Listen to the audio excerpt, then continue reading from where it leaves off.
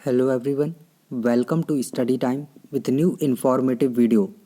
Allahabad high court से ARO की जो नई वैकेंसी है वो बहुत ही जल्दी आने वाली है और मुझे उम्मीद है कि आप इसके लिए पूरे जोश के साथ पढ़ाई में लगे होंगे, क्योंकि बहुत से ऐसे बच्चे हैं जिन्होंने पिछली बार RO का एग्ज़ाम दिया, ARO का एग्ज़ाम दिया और बहुत ही कम मार्क्स से उनका ये जो एग्ज़ाम था वो क्लियर होने से रह गया। या तो वो टाइपिंग में बाहर हो गए या फिर प्री में जो उनका स्कोर था वो 160 जो कट ऑफ जाती है, जैसा कि आप पता ही है आप लोगों को, तो उससे 1-2 नंबर पीछे रह गए। तो इस बार बिल्कुल वो तैयार बैठे हुए हैं कि जैसे ही ये भर्ती आएगी तो इसमें अपना पूरा जी जान लगा देंगे और अभी से तैयारी में लगे हुए हैं। लेकिन बहुत से ऐसे भी बच्चे हैं जिन्हें इस भर्ती के बारे में ज़्यादा पता नहीं है या फिर अभी अभी नए नए तैयारी में उतरे हुए हैं और उन्होंने सुना कि इलाहाबाद हाई कोर्ट से भर्ती आ रही है। तो ऐसे कई बच्चों ने पूछा कि सर इसका पैटर्न क्या है, सिलेबस क्या है, इसमें क्या पूछा जाता है। तो देखिए, मैं यहाँ पर आपको ये पैटर्न, इसका सिलेबस क्या कैसे पूछा जाता है, ये सारी चीज़ें यहाँ पर आपको बताने वाला हूँ। इसके साथ ही हम अभी जो 2016 RO का पेपर हुआ था, उसके बाद 2019 में वैकेंसी आई थी, 2020 में पेपर हुआ और फिर 2020 में एक और पेपर हुआ था, मतलब एक ARO का एक RO का।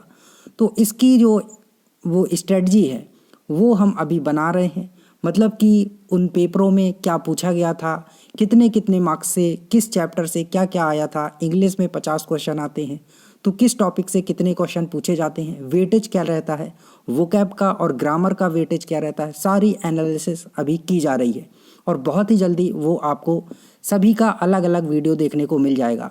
ARO 2016, 2019 और ये 2020 में एग्ज़ाम जो हुआ था, तीनों के जो पेपर हैं वो कंप्लीट पेपर मिलेंगे आपको, पेपर सॉल्व मिलेगा और इसके साथ ही उनमें कहाँ से किस टॉपिक से कितने क्वेश्चन पूछे जा रहे हैं और जो अगला पेपर है उसमें कहाँ से संभावना है पूछ सकता है ज़्यादा क्वेश्चन, वो सारी चीज़ें हम डिस्कस करेंगे। तो चलिए, आज जो हम डिस्कस करने वाले हैं वो है सिलेबस और इसका पैटर्न। तो देखिए, अगर हम इसके पैटर्न की बात करें तो आप सभी को पता है, जो अगर इस वीडियो को देख रहे हैं, जो पहले इन भर्ती परीक्षाओं की तैयारी कर रहे हैं या फिर एग्ज़ाम दिए हैं, या फिर जिन्हें नहीं भी पता है तो वो भी देख लें कि जो आपका प्री एग्ज़ाम होता है वो 200 मार्क्स का होता है। 200 नंबर का आपका जो प्री है वो होगा, ठीक है, 200 नंबर का आपका प्री है वो होगा। और जो इसके बाद अगर आपने क्लियर कर लिया तो फिर मेंस जो है वो 50 नंबर का होता है। और मेंस में क्या होता है, सिर्फ आपसे टाइपिंग मांगी जाती है, ठीक है, आपको टाइपिंग करनी रहती है और कुछ नहीं करना रहता, ठीक है, आपसे सिर्फ टाइपिंग मांगी जाती है 50 नंबर की। तो ये 200 नंबर और 50 और दोनों को मिला के जो कट ऑफ बनती है, फाइनल कट ऑफ, उसी से आपका सिलेक्शन होता है। ऐसा नहीं है कि अगर आप इस 200 में से 190 लेके आ गए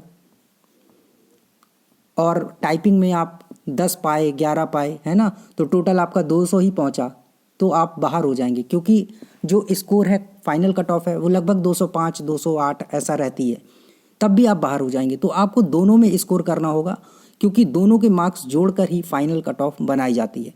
मतलब जो 250 नंबर है तो कट ऑफ जो आपकी बनेगी वो 250 नंबर पर बनेगी।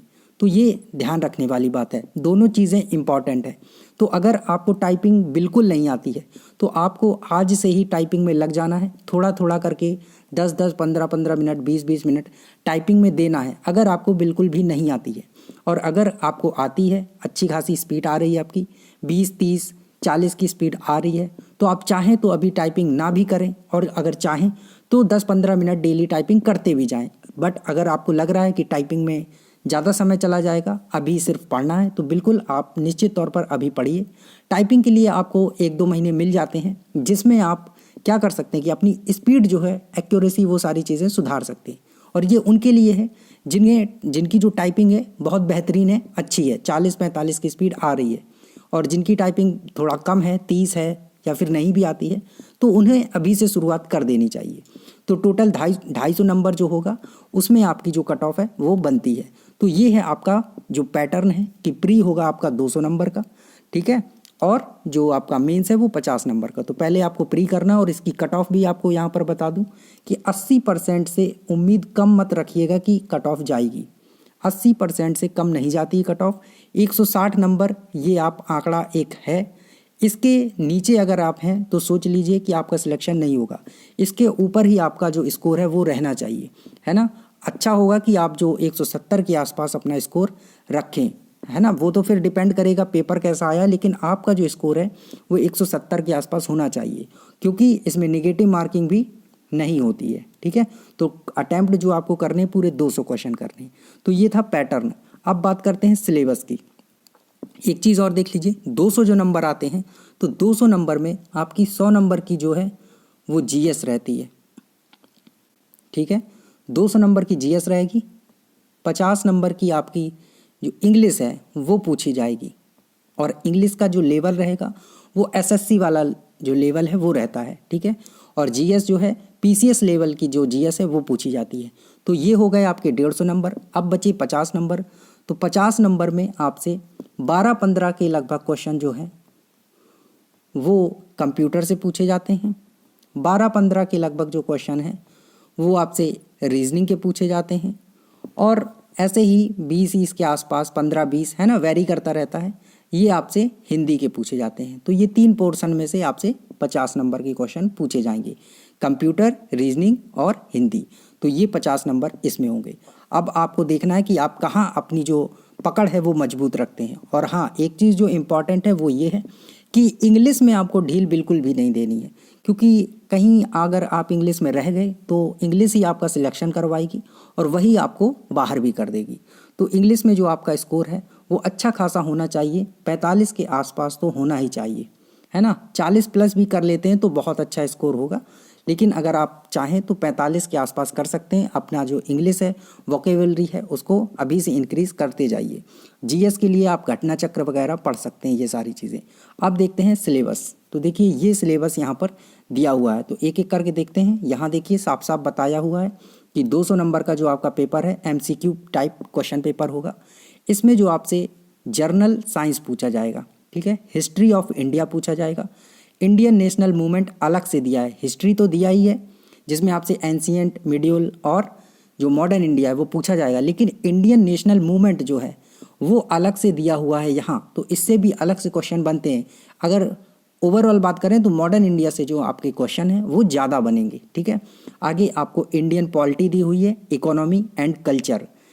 इंडियन एग्रीकल्चर ये बहुत ही महत्वपूर्ण रोल प्ले करता है, क्योंकि 5 से 6 क्वेश्चन इससे ऐसे आ जाते हैं जो बच्चे छोड़ के आ जाते हैं, जिन्हें बच्चे कर ही नहीं पाते हैं।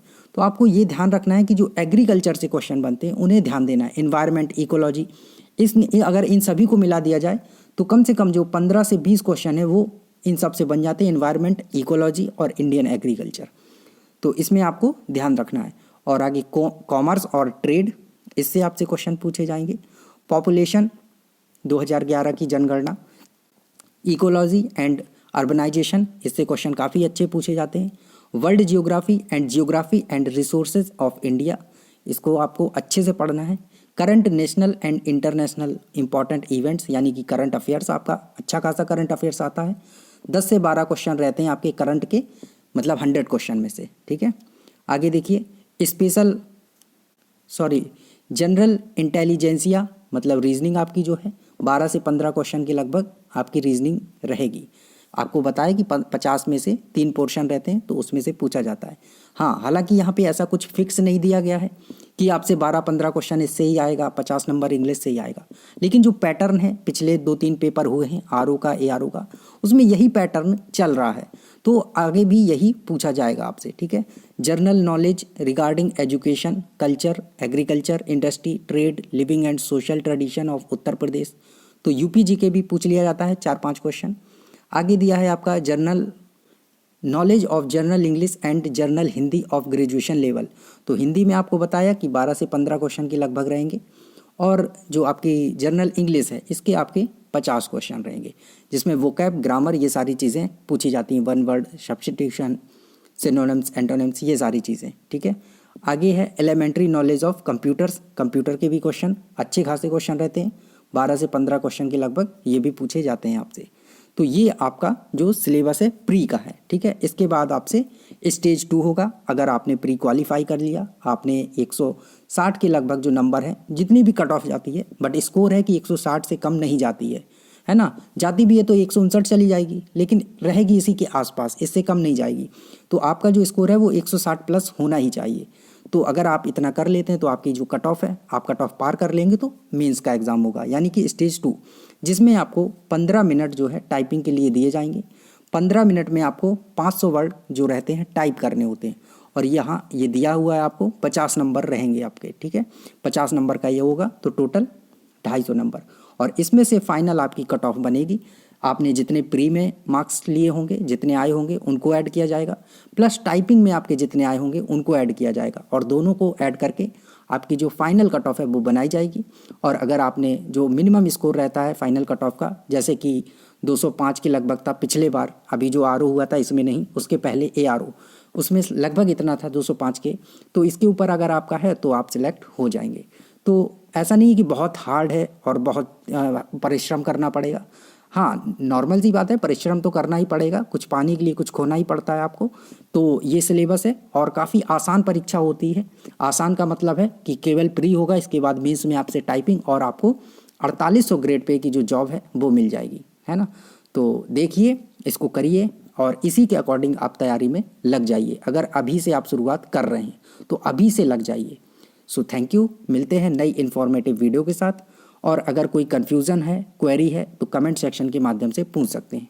और अगर आप इस चैनल पर नए हैं तो चैनल को सब्सक्राइब जरूर कर लें, क्योंकि सरकारी नौकरी से संबंधित सभी अपडेट यहाँ पर समय समय पर मिलती रहती हैं। Thank you.